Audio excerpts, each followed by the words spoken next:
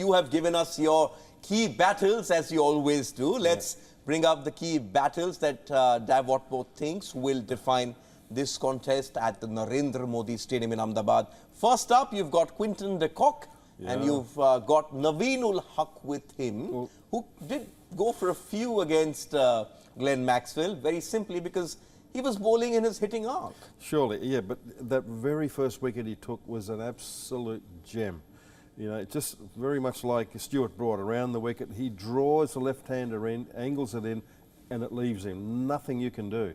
I reckon this guy will be trying to do exactly the same to de Kock, who is a very destructive player in his own right, but a little bit smarter these days. So that's a good battle for me.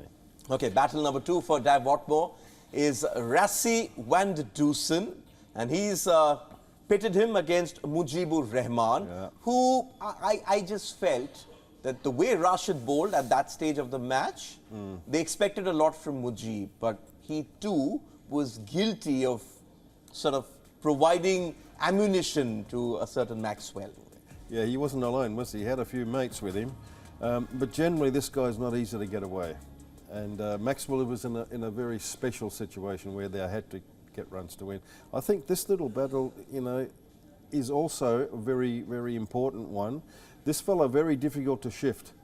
Mujibur Rahman, they look to, you know, to first of all keep the runs down and nicking a wicket here and there with his bag of tricks. So I'm looking forward to this one also. And Van der Dusen has been very solid. He's not set the tournament on fire, perhaps like a Markram did in one game, like de Kock has done with his 4 centuries, or like someone like a Miller, or you know, or Klaassen, but he's been solid for them. And that's what you need at number 3, especially with the captain a bit shaky. That's right, and he starts off a little bit slower, but he really accelerates later on. And one of those innings was 123, maybe 124 strike rate at the end of it when he got a big 100.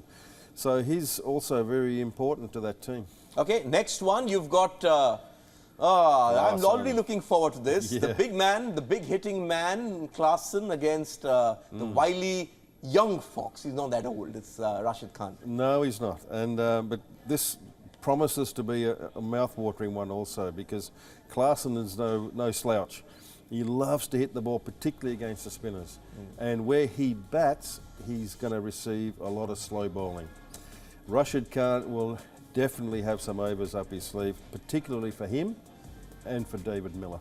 Okay. What's coming up next? I think you were into the Afghanistan batters. You've got Rahmanullah Gurbaz against Marco Jansen, who has been expensive, but he's also got this knack of picking up wickets, which you want in an opening bowler. He's very consistent with his wickets, particularly with the new ball. And he's been averaging 2 wickets every time he bowls, except for one game he got 3. So he's very much, you know, one of the reasons why they open up and end early. Gurbaz, on the other hand, loves to bat first. Not that great chasing, but if he bats first, he has a much better average. He needs to improve at batting second, but he's a very good youngster who's going to get better, like his mates. Some very good batsmen in Afghanistan, and I'm looking forward to this one too. Yes, and with Zadran getting 100, you would think he would also want to get one as well. The final battle is Zadran. Is Zadran against Lungi Ngidi. Yeah, Lungi Ngidi always takes the new ball.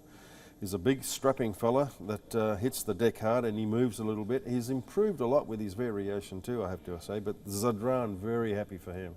He also, you know, his job was to bat right the way through, and the others bat around him. He did his job perfectly, and no slouch on occasions, can hit the ball well as well. So that, to me, is another good one. Okay, these are the key battles that Dav Watmore thinks will define that game in Ahmedabad.